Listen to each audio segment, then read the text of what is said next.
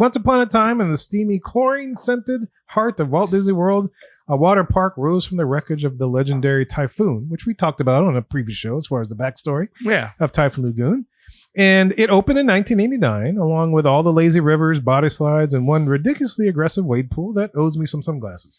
I lost sunglasses. And a phone. You and me both. Yes. I lost a single lens out of my Ray-Ban sunglasses. That's the worst. Yeah. You're listening to the Magic Our Way podcast, and I hope you're liking it as much as I am. I'm just rolling on the ground with laughter. This is so much fun. You enjoying it like I am? That's good. That's good. Anyway, here's looking at you. Here's treats. Don't punch that button. I'm not through. Jumbo, everyone. Harambe. And welcome to another edition of The Magic Our Way. Magic Our Way. Magic Our Way. Magic Our Way. The Magic Our Way podcast. They are truly magical and whatnot.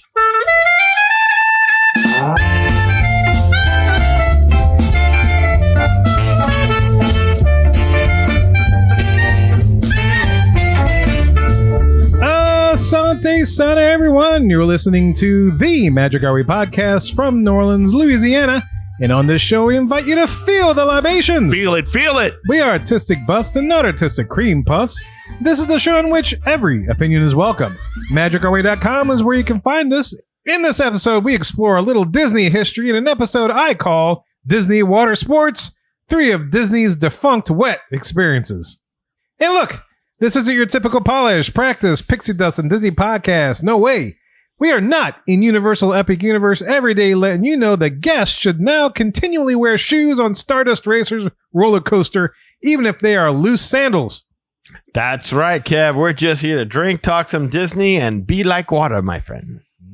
Ah, yes. And you listeners have the easy part. All you guys and gals have to do is to listen up to what we think up while we drink up. My name is Kevin. And I'm Danny. I'm Eli. And Rachel is out today. And look, if you're thinking about visiting the Universal Orlando Resort or the Walt Disney World Resort or the Disneyland Resort in the United States, Rachel can help you book that. Booking with Rachel is one of the easiest ways to support us. Also, you can leave a rating and a review on Apple Podcasts and or wherever you access our show. And don't forget to like, subscribe, and turn on those notifications so you never miss an episode of the Magic Our Way podcast. Also, we want to thank our Patreon supporters for all that they do for us. All right, before we get into it, I observed something funny. Okay. A couple weeks ago during the Universal Epic Universe grand opening ceremonies, which are streamed online. At some point during this thing, you know, they're doing clips, they're doing some interviews, and one of the interviews that they did was of Cody and Brandy Rhodes. Oh, okay. Yeah, apparently they're big Universal fans, and it's kind of funny speaking about the name of the coaster, but they asked him about that, and this is kind of how it went. Our big day, and to this day, we still make the trip every year, multiple times, and to be able to be part of this feels like we're Universal family. Of course you are. And speaking of Universal family, I mean, we've named things after you. You formerly went by the name Stardust. All right. How does it feel to have a coaster named after you? Well, I'm honored. I truly am honored. The lowest point of my career has turned into joy for so many people. What's funny is the amount of people who have come and like been around here and shown their experience on Instagram or Twitter or TikTok or whatever. They all have messaged me individually about this coaster, and we haven't rode it yet. No. So that's the big get, is like, if it's gonna be named Stardust, I want it to really take us to the 5th dimension, you know, and I've heard nothing but good things. There you go. Wow. Well, they could have named it the roller coaster, I guess. The Crossroads. The roller coaster. They could have done. I think Like WWE is doing a promotion with Universal as well. I think I saw this like on a commercial though. Yeah. So I mean, yeah, obviously big things are happening for them if they have the X heavyweight champion being represented. Yeah, it was funny. He was before this, he was telling stories about, you know, how he convinced his wife eventually to make it to like a theme park because he was a big fan. Oh, wow. And so that's when he knew that she was the one and stuff like that. I was like, oh, that's sweet. That's what? And they go every year. Yeah, they that's go every what year. His wife is hot. Like, that's what it took? Yeah, Wow. I guess so. I hear you, guess so. Cody. Well, All right. you know, it takes a lot of courage to ride a roller coaster in a 3-piece suit.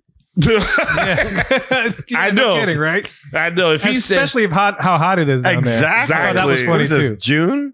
well, No, it's No, it was May. May, but my still, bad. yeah, down in Florida, May is our June. probably hotter than some of the matches he did when he was champ. I tell you that. But anyway, I just wanted to share that because I thought that was amusing when I saw it. I was like, oh, that's funny. That is funny. Ask Stardust about Stardust. Wow.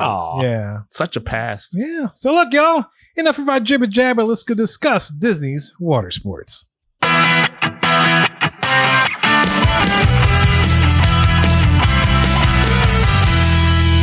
Welcome to the Hub, the big topic segment of our show. And as I mentioned in the intro, we present a little Disney history show, which I am calling Disney Water Sports.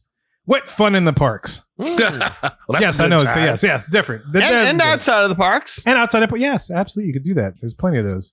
But for this show, episode, there could be others of this nature, depending, to keep us cool in the summer, of course. Mm-hmm. I've assembled 3 stories from Disney parks past describing various defunct water-based experiences that guests could partake in during their vacation, both at Walt Disney World and Disneyland. And did all of these shut down because of brain-eating amoebas? That wasn't the only thing getting ate. Well, they like water too. Oh. Okay, anyway. So let's get started, shall we? Yes. Yeah. So I am calling this first piece of history Water Mice Mayhem, the aquatic chaos Disney let us rent. That's Ah. a title. That is Wow. the title. Yes. That was so much fun. You like that? Well, I was thinking about the ride itself. But Oh, the actual one. that yeah, was good yeah. alliteration as well, Kevin. I thank thought you, the thank title you, was thank fun. you. Nice Yeah, job. yeah, appreciate it. Yeah, I liked it. So yes, this story is about something that once made me feel like James Bond, but made me look more like Goofy during a windstorm. The Walt Disney World water mice. Yes. Or as I like to call them, floaty chaos tubes of joy and poor judgment. So what exactly were these things, right? What were you doing at? I don't know. Who knows? It was an interesting little watercraft. Yes. It was Okay. definitely interesting. But so what exactly were these things for those that don't know? Because this thing has been defunct for a good while. But let's set the scene. It's the 1970s. People are wearing short shorts. And Walt Wait, Disney who wears World's- short shorts? You wear short shorts. They wear short Nair shorts. wears short shorts. Anyway, look, Epcot hasn't even opened yet, and Walt Disney World resorts are surrounded by wide open water. Bay Lake, Seven Seas Lagoon, various canals and waterways. Prime real estate for letting tourists operate vehicles with motors and zero boating experience. That sounds like fun. It is. Yes. So naturally, Disney introduced the water mice. The water mice, that's what they're called. Also known over the years as mouse boats or aqua mice or those things that nearly sank when dad leaned too far to the left. Or in my case, if I leaned too far to the left. Because I You was talking about you now or you I was as a kid? I think, right you know, I wore a husky, so me as a kid would have done the exact same thing. Oh, I wouldn't have stood a chance. Well, on they this also thing. called sea racers. They were also later in their life. There were sea races. as Okay, well. because that's right. when I wrote it, was when they were known as sea racers. Okay. They were essentially the same boat, all different little names, but they're basically tiny 2-seater speedboats you could rent from the resorts and just go. Yeah. No boating license, no GPS, no adult supervision Let's beyond a laminate go. waiver. Just go. The truly the golden age of I'm sure it's fine. There's no Right. roads. So you should know that these boats were light and maybe too light. Too light. Maybe too light. The original water mice were made by the Orlando Clipper Company. It was lightweight fiberglass boats with small Mercury outboard motors, you know, Mercury being a brand. And they usually went 9.9 to 15 horsepower. So it was very slow, which doesn't sound like much until you realize that the boats themselves weighed about as much as a folded towel and a churro. Oh no! It was a light boat. Yeah. Wait, what? No. They were light boats. Yeah. If you were a child, a very optimistic adult, you could zip around like you were auditioning for the fast and flotation device. Faster flotation. You could zip around for sure, but But here's the thing: if you weighed less than a churro and leaned forward, you could hydroplane like a caffeinated duck. But here's the twist: Ooh, if you like a caffeinated duck. yeah, just, What are you, Dennis Miller? yeah. But here's the twist: if you weighed too much, you wouldn't zip. And this is what I usually experience: you'd plow through the water like a plastic snowplow, right? Dang. It handled like a soggy pool noodle. Where are these metaphors coming from? Hey, I'm just doing something He's different. He's water I'm going with micing. it. I'm Okay, water I'm micing. with you. Many guests had a humbling moment on Bay Lake where their dreams of high-speed adventure ended with mild wake and overheated motor. So they were stuck. They were like stuck. No, in they're the just middle of going super slow. Like you'd see them just kind of the- along, and they're making the water's almost up to like where they were. yeah. because That's the kind of draft like, was so deep. It was amazing. Oh, that's because I don't know how deep these waters could get, but I would imagine, you're. Well, they're you're very kinda shallow terrified. draft little speedboats. It was interesting for sure. So you Definitely, get yeah. stuck. But that was the water mice. I mean, so Okay. I know, Daddy, you said you experienced this a little bit. Yes, right? when they were the sea racers Yeah. is when I experienced it. Did you ride it by yourself, or did you have an adult with you? Or Well, I How old were think at you? one point in time I had one and Anna had one and we went zipping around and then it was something I kind of made a point to do. I don't think I got to do it with Lily. It was already gone by that point, but I do remember my nephew Kelly taking him out on one of those things and I was driving the boat oh, nice. and we went over to the old river country. Oh yeah. And so we pulled right up over there where you could see in the river country. It was so cool. But that was a lot of fun. That was the coolest thing, man, because you Yeah. had the freedom and you could Exactly. Like by that time, Discovery Island was closed. You could like putt around Sure. there and Yeah. just do all the things. It was neat. It was kind of that was something I always wanted to do, and I guess it must have been like 8th grade or early high school is when I finally convinced my dad to let's do this. Yeah. and we did. It was a lot of fun. I had a picture of us, which if I thought about it, I would have taken and shared. But it was me and my dad in one of those water mice. It's one of those activities that once you've been to Disney like 5 or 6 times, and you're like, all right, I feel like I don't need to see every single attraction. I feel like I'm kind of versed in everything, that it won't be a waste of my time to kind of venture outside of the parks and start trying a water park, trying sea racers, that kind of thing. I tried this and I was hooked, and it made it a point to do it every trip until they canceled it. Yeah, no, it was definitely a lot of fun. I mean, it's like horseback riding, Yeah. bicycling.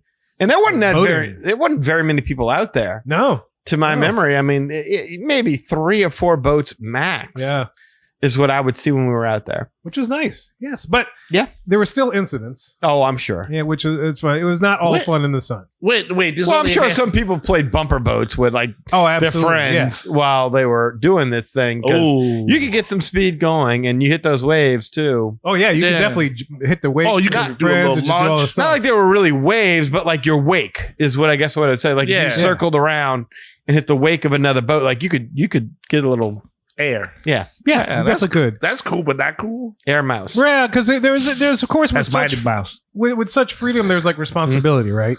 Yes. So like a lot of the stories you hear, and this is one that I'll talk about. There was a death of a woman. Oh no. in one of these speedboats who collided with a ferry at Disney Seven Seas Lagoon. Oh wow. Unfortunately, yeah, they were driving and Yeah, ferry gonna win every time. yeah. She couldn't stay out the way of the ferry. Well, they that's the thing. I read a bunch of different versions of this article, and Oh. they weren't sure if she noticed that the ferry was there because she was busy taking pictures of something else. Oh, And then the ferry can't exactly stop on a dime. right. And so Right. she slammed right into the ferry. She lost her life. Her passenger, thankfully, was alive. Survived. The 8-year-old son, they lost. Oh, stay alive. This is man. back in 1989. So that's like only one of the stories, and that's the thing.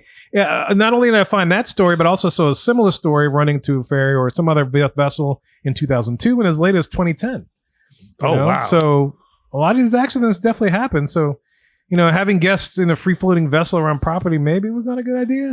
Getting to, I don't know, with this kind of stuff. I mean, you can put people in a car on the road. I mean, Yeah. you're gonna have idiots that aren't paying attention. I mean, that's just like not to call this bicycling, woman, not to call this woman an idiot. I don't know what her circumstances were, but they're going to be people who are less attentive and paying attention. Like the lagoon's Pretty open. Yeah. It's not something to where. You should be running into another boat unless you're just not at all paying attention. Yeah. That's what I was going to say. I mean, I remember even you had to go really, really, really slow because there was that water bridge that you had to cross Mhm. if you want to get over towards the Bay Lake side of it and out of the Seven Seas Lagoon. Yeah. The no wake zone. Yes, the no way. So you had to go really, really slow over there. And there were people at one point. There was people monitoring it. I don't know how it was then, but when I went, I remember there was somebody standing there as I was going across. Yeah. But No, there definitely was. Because the next story I have about this particular thing is that there was a man that took a water mouse out in 2002. And, he was pretending, like I mentioned earlier, he was James Bond zipping around. Mhm. 10 minutes later, he's spinning in circles. And I've learned a lot of different stories of a similar account. He's spinning in circles saying it won't turn off. And then there was like a lifeguard when I guess he was tooling around on a pontoon boat, kind of watching everybody. And he's trying to chase him down like it was a slow motion police chase or whatever else. So, yeah, I actually saw one where somebody was stuck in a left turn circle. Oh, You know, I was like, oh, that's interesting. I wonder if he's meant to do donuts. I don't think he was. Because I saw like, you know, a boat of cast members go out and just try to help him out, kind of stuff. But yeah, they were funny little things. Oh man, well, yeah, but who wants to be stuck out there? That's yeah. At least you're It's a little safe. Yeah. Hopefully you're not running into anything. I don't know. Yeah, where's a mermaid when you need them? Exactly. Yeah. So why did Disney take them away? So where did they go exactly? In the late 2010s, the water mice quietly disappeared, I should say. They were replaced by bigger, slower pontoon boats that were, you know, let's face it, about as exciting as riding a park bench through a puddle. Yeah. Yeah. You know, I mean, you could have a bunch of your friends. They always had that as an option. option. Yeah. If you wanted to get out on the lagoon with a couple of friends, Party you could rent barges, those out. right? Yes. Yeah. You could always have fun, but they weren't as Fireworks, zippy. Yeah. all that Cruises. stuff. Yeah. That kind of thing. Well, yeah, so it's quietly disappeared. They're probably figuring that, you know, letting guests pilot zippy death frisbees with no experience eventually raised some eyebrows. Oh, Zippy death frisbee. death frisbees. Well, they were small, yes. Holy crap! What happened is that Disney catered to the lowest common denominator, like they always do, because lawyers. Right. Well, yeah, it's hard to beat death. I wish they would have maybe gotten stronger boats or maybe put some precautions or provisions on this, because I think I remember the trip Danny was talking about with his nephew, because that's when I went with my daughter. Is it the same one? Because I think you offered for us to go. Yeah. Yeah. Hannah had a bibbidi boppity boutique appointment, Right. but I wanted to try that actually. So, And that's what I went to go do. Yeah. yeah. It would have been fun. But, you know, you could own a modern version of a water mouse. Because apparently, get this. What, you gonna put it in your bathtub? Well, no, there's Mouse this skis. there's this company called Escape Marine that decided to track down and purchase an original water mouse Oh. to restore. And then when these two owners, Martin and David, discovered what an impressive little speedboat it was, they decided to create their own version little craft to share with their customers.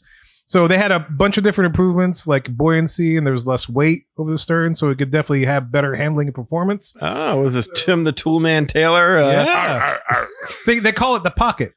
That's the name of the boat. Because that's how much they're gonna dig out you for getting the boat. Probably so. I didn't look up the price, but it's you know, it's got a 15 horsepower engine, and so it could go up to 28 knots, which is a lot faster than the water mice. Okay. And yeah, they make it custom. You know, you order it and they'll deliver it to you 10 weeks. So after I the hope delivery. you need a boat license or whatever it's called to drive this thing, right? I mean, that sounds stronger than the previous version. It just sucks that we can't have nice things like this, because that was a lot of fun. That was I wouldn't take one of these things out unless I got those magnificent views of the Magic Kingdom, Space Mountain, the Contemporary, just to get a different vantage points. It was just different. Yeah, to have the sea racers where you could just zoom around and go wherever you want and explore.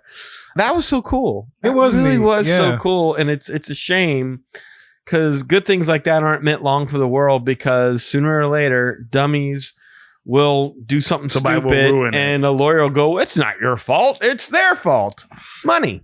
That's why we can't have Yeah. nice things. Right. That's why we Yeah. can't have nice things. And I think Disney could provision something, right? Like, I mean, right? Could they like section off a certain? Well, they Part of still the be water, running into so- each other. But I mean, I remember in Disneyland, you know, but right next to Utopia, they did have a boat attraction that was kind of similar, but it was not a track, but it was definitely in a channel where you could just like pilot this little boat, just like an Utopia car. In Oh, that's the Disneyland. Phantom boats? I forget what they're called, but I mean, they're right next into You talking about Tomorrowland. Disneyland? In Disneyland, yeah. Yeah, so I forget exactly what they were called. JP is probably yelling at his iPad, which is fine. So, yeah, I remember doing that, and I remember getting in the water mice. It's like, oh, I have so much more freedom. This is really cool. They used to have the swan boats that you used to be able to go around Cinderella's castle. You would go Take Yeah. a cruise, take a around. little Yeah. cruise around there. And again, great vantage point. I remember doing that when I was a kid. Definitely a lot of fun. And then, you know, one of those docks is used as like a dessert party now, Yes. if it's still around. So you could still see those in the moat. Mhm. But I used to think that was really, really cool. And even like the little boats that would go around. I think they have like drummers now doing it in Animal Kingdom. But in that little canal, Mhm. you just have the Discovery. Is it called Discovery River boats or something like that? I don't remember. But they were like basically big rafts. They weren't single seaters, but they were like kind of like a pontoon barge, and you know, you kind of floated around Animal Kingdom Yeah. around the whole area. It was kind of neat. Yeah, I think you're right. I That's think it what's was Discovery. Was it Discovery River? Yeah. Something like that? Yeah. The only thing about some of those boats are like that model you showed us is like, I need freedom in the boat. I just give me a seat. Not They were something tight. Yeah. You would have to ride by yourself. For Yeah, sure. tight and Yeah. water and boat. Those words do not need to be together in a sentence to me. You turn over like, oh no. And I'm pretty sure they made you wear like life vests when you were out there too. When you were absolutely, that makes sense. You know, that makes sense. Yeah, it was very responsible, and I think there was like a little thing that you put in there. But if you pulled and it came out, then the whole thing just shut down. Yeah. It was tethered to the starter or whatever the motor. Yes, there you go. I mean, there was a lot of safety precautions there. You really had to go out of your way to mess it up. Yes, but somebody did. Of course. Yeah, they jumped it like that James Bond movie, like over. Oh man, you know what I'm talking about? We jumped over the levee or whatever, something like that. Oh god, yeah, there's a lot of those. Oh man, Darwinism is alive. Yeah, go ahead. Yeah, so that's the water mice, man. Very nice. That's one of the experiences, and so let's talk about our next experience, which is basically sharks and snorkels, the rise and fall of Typhoon Lagoon's shark reef. I experienced this one as well. Yes.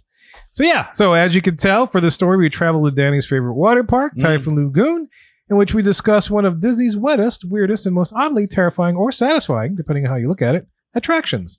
The shark reef. So cool and so exhilarating. And you're right, you don't think it's anything, but then it turns like there's something about swimming next to something that's a shark. Yes. Say that again. Yes. Well, look at this. Once upon a time in the steamy, chlorine-scented heart of Walt Disney World, a water park rose from the wreckage of the legendary Typhoon, which we talked about on a previous show as far as the backstory of Typhoon Lagoon. And it opened in 1989, along with all the lazy rivers, body slides, and one ridiculously aggressive wade pool that owes me some sunglasses. I lost sunglasses. And a phone. You and me both. Yes. I lost a single lens out of my Ray-Ban sunglasses. That's the worst. Yeah. That sucker. And I went over to the lifeguard. I'm like, excuse me, I lost a lens out of my sunglasses. And he looked at me as though, what do you want me to do? It's gone, dude. It's a wave pool. It's gone. It's like, but just look in the water. Right. And like, no. Let alone if you try to find it, like the wave knocks you out and you're like, I don't think I was in the spot. But I think I was. I could have sworn my glasses right there. It doesn't matter. And those are prescription glasses. Yeah, I was gonna say we try to protect a lot of stuff. We double bagged stuff, and stuff still got wet. Like Typhoon Lagoon, no joke. It's a joke, man. Florida storms, they got them. And they bring it to you day after day. But they did have a shark reef. Shark reef. At one point in time, they had a shark reef. Yep. It was a saltwater snorkeling experience where, let's say, a tourist from Des Moines, Iowa, wearing a rental mask with somebody else's breath still in it, could swim with actual sharks. Yes, real sharks inside a Disney park. Trying to get over somebody else's breath. Yeah, like why their breath won't escape out of the other two? You're not Kevin. It's like heavy water. You're not Kevin. Fused. You're lucky you think the snorkel was one that somebody draws. Well, the amoeba would kill it off. I think all the once it get in there, it would kill all the germs. Oh wow, the snorkel amoeba. I'm with you. Yeah, but you could swim with sharks, man. It was included with general park admission. Yeah. It didn't require an additional fee. You didn't need a reservation. You didn't need a waiver. You didn't need scuba experience. Need a waiver? Nope. Yeah. You just need the bravery of a child who's never once Googled how sharks eat.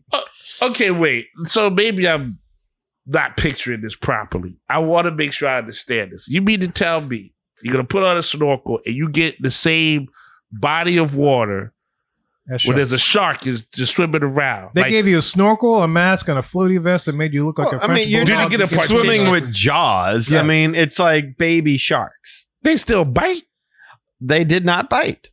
Well, maybe there was an incident that Kevin's about ready to get to that I don't know about. I just wanted to make sure I understood the concept. I remember seeing that when I was going across. That's wild.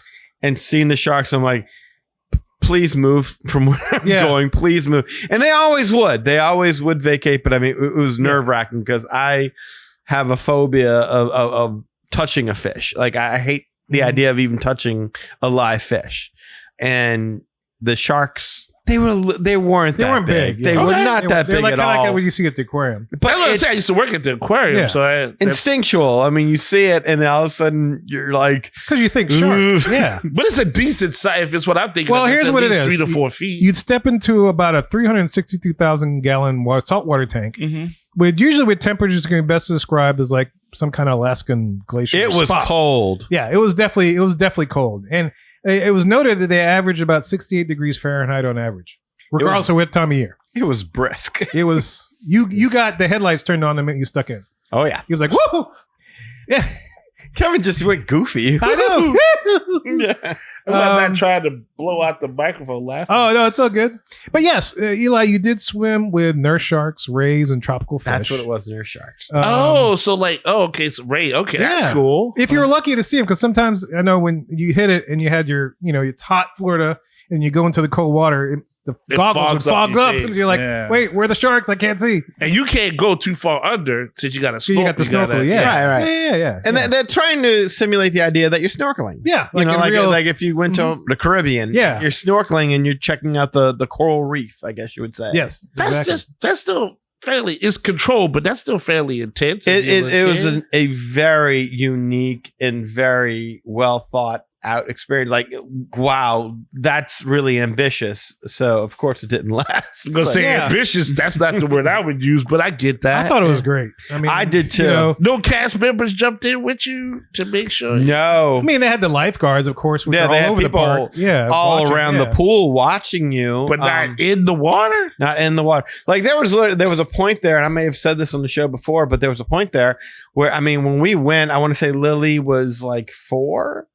And I was like, you know what? Just put her on my back and we'll swim across this thing. Mm-hmm. And and she'll have at least somewhat of an experience of this. And no sooner did I start swimming out there, I'm like, I'm so glad my daughter's not on my back right now. Because I was really like, I started to freak a little bit. Oh, and it's easy. Yeah. Especially when you see them free floating below you. Yes. I bet. Yeah. But, if you were scared, and it's totally okay, those who weren't comfortable swimming could still observe the sea life through an underwater viewing window. Yes. There you go. So you could just sit there and watch your friend snorkel while the sharks are floating beneath them. Yeah. And that overturned tanker is what you're talking about. That is still there. Now, it's all sand around it, but if you know where to look, and I think it's over there by Crush and Gusher is where I think it is. Misadventure Falls. Yes, exactly. Right around by Misadventure Falls, Crush and Gusher. Yep. It's all in that same location. That's where you'll find because I mean, that's why I think part of the reason they got rid of it was to make room for that. Yeah. To have more stuff, which is a shame because I thought it was such a cool thing. Yeah, because it was so unique. It really was. And of course, there are some beautiful moments with this particular reef. There's I read a story about a kid who got over his fear of the ocean by doing the shark reef 3 times. Nice. Apparently his name was Adam, and he later became a marine biologist. Oh, good for him. Nice. Wow. Did he save Stitch under the water? I think so. Yeah. He muscled him up the beach. Yeah. Never-ending admission to a marine biologist college. Full scholarship. Everything. Got it all. And he had an aunt. Saved his family. Adam's aunt. No, that's okay. That's a very inspiring. It's a nice story. Yeah, that's pretty cool. And then there was another story where a couple was waiting in line to do this thing, and they bonded over their mutual hatred of snorkels. And then 5 years later, in fact, they got engaged in front of the same reef. Then they got to talk about their mutual hatred of each other. Oh, good. So it was brought like very touching moments, even though maybe this particular couple didn't partake, but the kid did. And it was great. Oh man, I thought we were going to hear like a story about and then the manta ray went wild. That was I thought. Oh yeah. I was kind of waiting for like a bad behavior water edition. Steve Irwin who got killed by a ray. No, look, when I worked at the aquarium, that was very intimidating to see people feed the sharks, not just like to go. Oh, as the sharks in the Gulf thing, yeah. But you work behind the scenes, you see those things. Now you're right. I didn't realize that they weren't full size until y'all explained it to me. But still, just the fact that something is moving around. And then there's another that could bite you that's in there with you. Like, that's that. Yeah. As many times I've been to the Aquarium of the Americas, I've never seen a shark eat a fish. Like, the fish, like, even swim in front of the shark. Like, hi, shark. That's because they feed them at the upper top of it. Yeah, but still, like, I mean, I'm sure you've eaten a meal and you came home, you're like, I could use a snack. Yeah, that's fair. Say that about drinks too. Yeah, I'm a little, I can eat a little something extra. I'm not completely full. Yeah. But no, sharks, I guess they're considerate like that. No, they get fed a lot. They get fed pretty well, early, late, all the treatment, all the carte blanche. Yeah. Well, look, alas, all good things must be replaced by things that are easier to maintain and less likely to traumatize anybody, I guess, for so to speak. So yes, as Danny stated, in October 2016, Shark Reef officially closed forever. It was drained, defended, replaced, and they built a family-friendly attraction few steps away called Misadventure Falls, which didn't have any marine life and was definitely has more theming and different tubes, right, than the actual reef. The shark reef animals were relocated to other locations within the Walt Disney Resort. So they like Morimoto, Asia. Yes. Kumite. And they were delicious. Yeah. Yes. Yes. And yeah, as we mentioned, the area that used to be Shark Reef is now a seating area with a quick service bar and eatery. And yes, that upside down ship is still there, but it's stuck in sand instead of salt water this time. Well, that's a lot of upkeep. Yeah, it's too. a lot less impressive now. Yeah. It's just like, why is this ship here just like stuck in the dirt? It's kind of lost that piece of story. It is, Yeah, but I mean, right. it's also like it's a nice little piece of history. Yeah. Like most people walk by and they don't realize that was a whole part of an attraction. Yeah.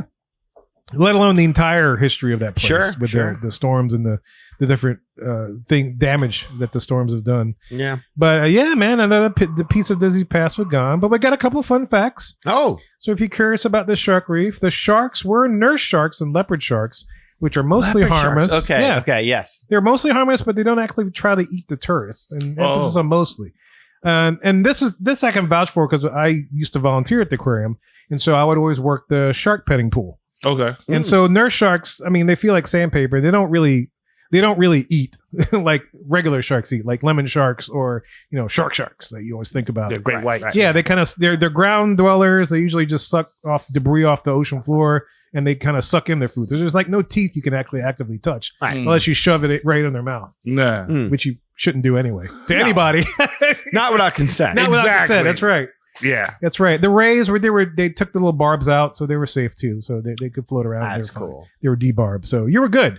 Another interesting fact is that usually we're not allowed to kick while snorkeling because kicking might look like prey behavior. Oh, yes. And they made a thing. Yeah. Yeah, they may think somebody is in trouble and they have easy pickings. Yep. Oh, I was gonna say, well, how do you swim? But okay, never mind. Just kind of float. Yeah.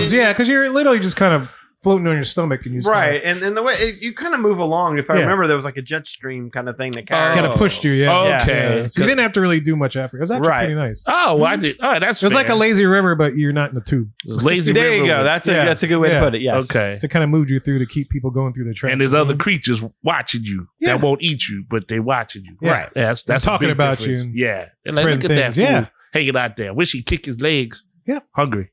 So there's a couple of facts. That is the shark reef at Typhoon Lagoon. I like that. That was a lot of fun. I liked it, man. Rest in peace. I like Misadventure Falls, but I think I'd rather have the shark reef back. I mean, it was such a unique thing that you couldn't do anywhere else. Man, talk about and then if they had Finding Nemo blow up and then they had all that going on at the same time, you had Bruce the shark you could have been swimming with.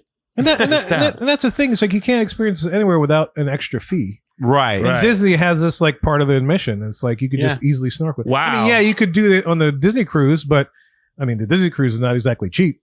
Yeah, but that is a legit charge, in my opinion. Like, it's like if you want to swim with sharks and animals you won't see anywhere else, you gotta pay extra. Like, I know I usually vent a lot about paying prices for stuff. No, you didn't know? I never noticed. I must have tuned out. Well, you usually do on me, but that's okay. But yeah, on that case, that expense makes sense. So that's unfortunate. That expense makes sense. I like it. I like it. I was trying to ride like what you do. I dig it, man. Yeah, and I love you for it. Thank you. That's right. Te amo. All right. So finally, the last experience I'm going to talk about, I am calling Disneyland the only theme park where you could catch dinner. Oh, okay. Wow. Okay. Yes. Catch dinner. All right, friends. You catch a steak? I'm with that. Good luck. you fishing for sea cows? I didn't know what came with the dinner. I didn't know if it was prefixed or not. So prefix cow. Well, anyway, look, we're talking about one of the most insane things Disneyland has offered in its early years. So none of us were alive when this took place. Well, at least on this show, we're alive when it took place. It was really bizarre, almost un-Disney-like, but even Walt himself probably looked at it and said, let's give it a shot. Right? Hard facts that created America, Kevin. That's right. Fishing was one of them. Hard facts. Yes. Fishing That's the what rivers of Walt America. said is the hard facts that I mean, people don't like the words hard facts. Everything should be nice and congenial. Just shows up and- magically. Yes. But no, Walt, when they opened, what was it? Frontierland, I believe it was Hard Facts, right? Oh, yes, hard facts. Yeah. Hard facts. That's the Davy Crockett stuff. Yeah. Yep. Not just facts, hard facts. Hard facts. Yes. So yeah, we're talking about the time. Show me the hard facts. Just the hard facts. We are man. talking about the time you could go fishing in Disneyland. Oh wow! Okay. Right. You know, you as a paying guest in the magical kingdom built on dreams and animatronics could pick up a bamboo pole, slap a worm on a hook, and go full Huck Finn right there in Frontierland. That's what I was kind of wondering. Is like, we're not talking about Sleeping Beauty's castle. We're talking. No, we're in Frontierland. For Okay. this. In fact, we're on Tom Sawyer Island. That's what I was thinking. That makes sense. That's right. The old Yes. fishing hole. Exactly. Yeah. You know, you're probably thinking, you know, fishing, Disneyland. What is this? Frontierland, Bass Pro Shop. This actually happened. You know, this was a thing that was offered. Talk about is that like a free souvenir? Like It you could should be. take home from Disney. Actually, that's what they're going to remodel Frontierland Walt Disney World. Just one big Bass Pro Shop and a DVC lounge.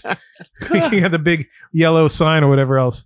It wouldn't surprise me, huh? You can make a lot of money off of that. Yeah, put that on your mantle. I caught him in Disneyland. Got it. That's right. Yeah. And it talks. And it has like sings pixie songs to dust you. around it. Hello, my baby. Take me to the river. Yes. All right, so let's cast our line back to the 1950s when Walt Disney said, if you can dream it, you can do it, even if that dream is catching a bluegill next to a costumed cast member dressed as a beaver. A what? As a beaver. I don't know. Just a random Frontierland animal or something or other. Somebody dressed as a beaver?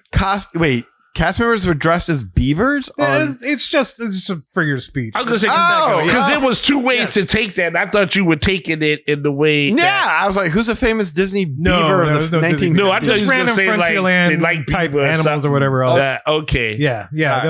Right over our heads. Yeah, I thought it was. It's all good. Yeah. So yeah, in 1956, just 1 year after Disneyland opened, Walt decided kids might like to do some good old fashioned fishing at Tom Sawyer Island's Rivers of America. I mean, you know, why not? Let the kids fish next to animatronics, canoes, riverboats, blasting steamboat whistles. You know, kind of sets the Americana, you know, fishing in the Mississippi River, all that kind of stuff. Sure. So a brief moment in Disneyland history, fishing was real. And I don't mean fake stage like Disney fishing, like pretend you're reeling in talking trout who teaches you about friendship. It was real boat. It was real bait, real poles, and real honest to Walt fish. So you had to buy the bait? No, it was all included with your price of admission. Did you say honest to Walt? Honest to Walt. Honest to Walt. Honest like to Walt. honest to Walt as in Walt as in God? Honest to God, like Walt? God, Walt is God? Walt is in our Honest to Walt. Honest to Walt. Honest to Walt. That's right. Man. So, yeah. Kevin's got all the slang today. All the metaphors. Yes. Yeah. Yeah, I've been sitting on this show for a while, so I got a chance to get really creative with Yes, it. sir. Yes, sir. But yeah, to your point, it was free and included with your price of admission. Okay. Granted, I saw some articles they said they charged like 50 cents, but it's like I think most of the articles say it was free. You should Which not makes charge sense. people for No. worms. And I don't think they did that back then. You know, you basically showed up, you got your pole, your bait, and you were let loose on the dock to try your luck at catching. It could be bluegill, perch, or even sunfish. You know, stuff like that. And, you know, this, of course, was before anyone was concerned about child safety. You know, the concept of please don't hand children pointy sticks and encourage them to swing wildly on a dock full of other children. But Yeah, that's this on was the a different kid. time. It was a different time. Yeah. Yeah. And they probably knew how to fish then, most of those kids, I bet. I was gonna say that was a thing. Yeah, that was like playing video games back Yeah. then. It was fishing. Yeah. Yep. And well, like I said, the whole thing went down on Tom Sawyer's Island Fishing Pier, which was otherwise known as Catfish Cove. Basically, Disneyland roped off this section of Rivers of America and stocked it with real live fish. We had catfish, perch, bluegill, all the stuff that I mentioned before. Basically, Ooh, catfish everything can be fine. dangerous. That could be tough. I don't like catching catfish. No. But they put up a good fight. I'll give them that, no matter how small they are. But I hate taking them off the hook. But yeah, so here's the thing. If you did catch a fish, they would bag it for you to take home. That was the goal. So think about it. I mean, at the end of your magical day, you've ridden the teacups, you've met Mickey, and now you're walking down Main Street clutching a bag with dead catfish in it. Casually swinging it next to your Mickey balloon and caramel apple. You know, that's I magic. want my float. Would it go well with the trout? That was gonna ask. I was wondering how that. That's how I pay. It's like I've read the story and I was like, that's How else would you do it or take it home? Foul. You got your Mickey ears, your ice cream bar, your dead fish. Dead fish. Yeah. That's vacation. Yeah, and I mentioned this because if you were lucky enough to catch a fish, you had the option to keep the fish or throw it back, right? Oh. If you kept it, the cast member that was there would clean the fish for you, or you could have the fish cleaned at the old Aunt Jemima's Pancake House, which is now the River Bell Terrace, who would then keep the clean fish in the fridge for you, and then you can pick it up at the end of the day. They cook it for you? No, they just clean it. You take it, they won't cook it for you. Why? That's a piece. Well, I mean, that's fair because like deboning a fish and all of that, like that, they're giving it for free, so that's a lot of work. Yeah, giving you a fish fillet. The cleaning of the fish is like the worst part of it. Exactly, that's what I'm saying. So if they take care of that, that's good. But I guess what I was wondering is, all right, so like you catch the fish, you're like, I want to keep the fish. I guess what I was saying is, why not have some place? I thought you were gonna say like they would debone it and then like cook it for you at like said restaurant. Well, that'd be nice. Yeah, I guess. Here's the thing. There is a story because I have a couple of stories of all these things. Oh, okay. Please. There's one guest that recalled catching 6 fish in 1 hour and then demanded they be taken to the Plaza Inn to be cooked. You know, this person actually thought that Disneyland was a full farm-to-table operation, which it wasn't. To your point. So yeah, they would clean it, but they ain't cooking jack for you. You can just take it home and do whatever. I mean, Frontierland, like give me some sticks, set it on fire, give me a skillet or something. Like, where's David Crockett when you need him? On that. It was fake fire, It was Disney magic. Don't do me like that. It's kind of like it was a light with like a piece of cloth blowing in the wind. The little different colors. Different colors. Yeah. It's just like a flood lamp. Oh man. Yeah. So this dude spent his whole day catching fish at Disneyland as opposed to riding a ride. He just really wanted a sure thing. He wanted the Frontier experience. I don't blame him. He wanted it cooked. I guess he wanted I have no luck in these California waters. He got gypped. Disneyland. He got gypped. He got his money's worth back, maybe in fish. I don't know. I mean, but Disney doesn't see the genius in this, right? Okay, he catches the fish. Mm-hmm. They said, we'll take it and just get it with all the other stuff, and then we'll cook it for you. They could have charged him for the dinner. Oh, made their money that way? Yeah. Been crazy, right? He caught his own dinner and paid for it at the same time. Time for them to bring it back, I guess. No, it's just a thought. But that's why they're redoing the rivers, Tom Sawyer's Island to cars. Yeah. You could car out there and you can start fishing off of the cars. You gonna fish off? Lightning McQueen's tackle and bait shop. Get that! Hey, go ahead and get that fish off the engine. It's good. Turn it over. Turn it over. That's right. Yes, sir. So yeah. So why did this end? Yeah. Why did this magical slice of Disneyland history end? Well, it turns out that the happiest place on earth is not necessarily the cleanest place for fish to hang out. At some point, the fish started dying a lot. It turns out, maybe a bunch of kids feeding them various Disney foods or whatever, tugging on their gills with hooks and constantly throwing back. Maybe it was not the greatest thing for aquatic longevity, right? Oh, it could have been the oil and exhaust. Oh, yeah. From the ships. The ships that were coming. Any of that could have done it. Drought. I don't know. Yeah. Any of that stuff. But along with that, speaking of dead fish, not all guests kept the fish they caught in that fridge that I mentioned over at Jemima's. Oh no. Yeah. They took them on the rides, or maybe they would just throw them in trash cans or wherever they seemed convenient at the time, only for an unsuspecting cast member to find later. Oh, talk about code V. Ugh. Oh, okay. That's like code F or something. I thought you were going to say they spent all day with their fish, go home and eat it and get really... God. No. Yeah. They just deposit it. They didn't want to carry it around. That's got to be a tough story. Like if your kid catches the fish and you have to now explain, it's bad. We can't keep it. And the kid's like, I want to keep it. It's but fine. I like him. He's so cute. I'm just saying. You got to carry around the fish. Be like, here, take the worm. Don't worry about the fish. Like, throw it in Stobrook Canal. Yeah, we can keep that. We can keep the worm in the bag. He'll stay alive in Stobrook Canal. On the trip. It's a 12-hour trip. What you want, Johnny? But think about it. You're strolling on Main Street and all of a sudden you're slapped in the face by like stench fish. Oh, yeah. That, Yeah, that's gross. And people in Epic Universe are complaining about the little water purification plant right next door, but this would probably be bad. Can you imagine if that thing existed now and somebody took the bag and wanted to see like a parade or something, but didn't refrigerate the fish yet? Oh, you know how many bad looks And in that heat too, It's terrible. Yeah, the cast member would have the little light thing like, get out of the line. That way, out. This way. Get out. Yeah. That was the old school fast pass, Eli. You would go in with a dead fish. And people would just move out of the way. I want this ride. They had numbers. That was a return time on the fish. And so you go there and present the fish, and It's like having a hostage or something. If you don't let me get on this ride, the fish is going to get it. he's gonna get it. Yes. But yeah, needless to say, they had this restock this area daily, with fish, and then somebody probably said, you know what, we're spending about $80,000 a year on fish.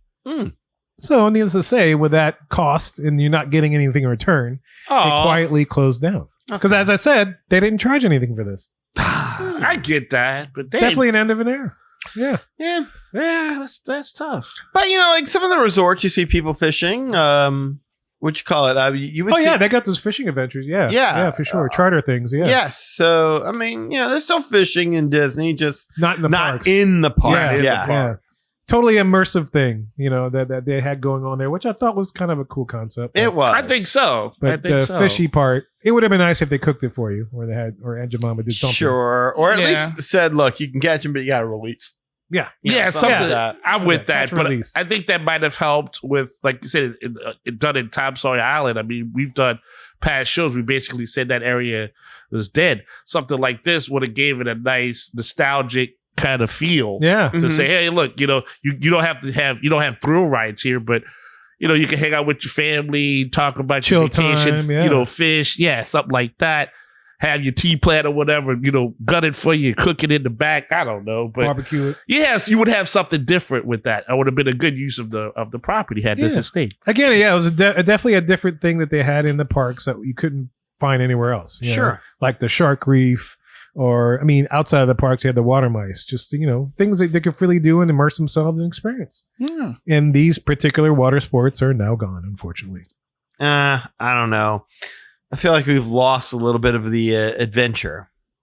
That's fair. And adventure was out there. Yeah, of being able to be in a park and feel like, whoa, this is different. I'm in control of me. Mm-hmm. And to lose those activities, that kind of sucks. Or like, this is something I don't get to do every day, which I don't need special training, or license, or permits to do. Mm-hmm. I could just do it. And I was going to say, the other thing that dawned on me just now while Danny was saying that was, a lot of times when we go to the parks now, and there's nothing wrong with it, but, everything is geared towards, princesses and stuff like that. Ain't nothing wrong with that. We all have daughters. Yep. But this would have been like that boy-oriented project that you could have had, which a lot of times you don't really see that too often. Yeah. Had this have stayed, you would have had a nice balance. So that would have been a good thing to harken back to, And what, fish, as much money as people spend on the hotels and Josh Tomorrow's hair products, I mean, you couldn't find like a good fish that just replicated a lot. I mean, I don't know. I don't know. I guess they didn't have the land back then, so the land does true. a lot of fish. That's fair. Mm-hmm. That's fair. Yeah, which you serve in their Epcot restaurants, apparently. From what I remember from the attraction itself. hydroponics. That's right. So we should do that. And the fish wastes help to feed the plants that they grow the corn and serve in the restaurants. all that ecosystem stuff. That's right. It's awesome, yeah. Circle of life. Yeah. Well, look, that's it for our stories of Disney water sports. In a second, we're about to tell you how to get in touch with us should you want to share in your thoughts or opinions about these wet experiences. Until then, keep your hook sharp, your bait fresh, and your nostalgia, well, slightly questionable. Beautiful. Well, y'all, we hope you enjoyed hearing these stories about wet experiences over in the Disney parks. If you want to learn more about us, the Magic Our Way Podcast, follow us on any social media platform. Also, if you want to get in touch with us or share your opinions or thoughts, you can do so through the following ways. First of all, shoot us an email at show@magicourway.com or call or send us a text message. Yes, I did say text us at 1-815-MOWEEKEN. That is 1-815-MOWEEKEN 669-4226. And of course, we have a couple of people do things outside of the podcast. First of all, we got Eli, does things with comics. What you got, sir? Yes, sir. As always, visit the Ivy Comics website. You can see all the work that I have. 48 pages, fully colored. The only ad for them is for this podcast, as it should be. That work includes Project Geisha, The Molly Be Damned, and Savages. Also, on the Ivory Comics website, you can see blogs and interviews, and of course, a link to the Magic Our Way podcast. So you never miss a beat, you never miss an episode, you never miss trip report, a movie review, or who was wet when there was a boat going on while people were fishing. So as always, I appreciate the support when you visit the Ivory Comics website. On social media, Facebook, I'm right there, Eli H. Ivory. As long as you're a real person, it's a pleasure to meet you. If you're a bot, I'm just too old to greet you. That's all I got to say on that. Also on Facebook, there is a Project Geisha fan page. People have been showing love on that, so appreciate that. Facebook.com/Project Geisha. Also on Instagram, eivory504 is where you will find me posting up the hearts and the likes to see what you fans got. So always love what you're doing there. And of course, on X, I can be found at Hancock10166. So yes, if you appreciate the madness, then just bringing me the gladness. Thank you very much. So I guess out of all those experiences we talked about, if you want to book a vacation, you could do it with Rachel, and you could go to Typhoon Lagoon and see the upside down tanker that we mentioned. It is still there. So Rachel, go to Typhoon Lagoon, period. That's a good experience. It's still a great experience. Yeah. So yeah, here's Rachel to tell you how to do this. This is Rachel, one of the hosts of the Magic Our Way podcast. I would be honored to help your family book your vacation to Disney destinations, Universal, cruise lines, and major hotel brands around the world. Booking with me is at no extra cost to you. The cost of a travel agent is built into the cost of your vacation, whether you use one or not. And when you book with me, a little bit of your trip comes back to support the podcast and the fan community here at Magic Our Way. You can reach me at Rachel, Rachel, at magicourway.com, or you can find me at R, the letter R, Family Magic, so Our Family Magic, on Facebook, Instagram, YouTube, and TikTok. You can also give me a call or a text. My phone number is 978-432-WISH. Reach out today and let's make some magic with your family vacation. In addition, go to patreon.com/Magic Our Way to elevate your support of the Magic Our Way podcast. Another option that only costs a minute or so of your time is to leave a rating and a review on Apple Podcasts and wherever you access our show, whether it is YouTube, Spotify, Podbean, etc. Any way in which you can support the show is deeply appreciated. We also want to thank you for being a loyal listener, and we always love hearing from our listeners. All opinions are always welcome on the Magic Our Way podcast, so make sure you get in touch with us today. So we say Kwaharini. My name is Kevin. And I'm Danny. Magic out.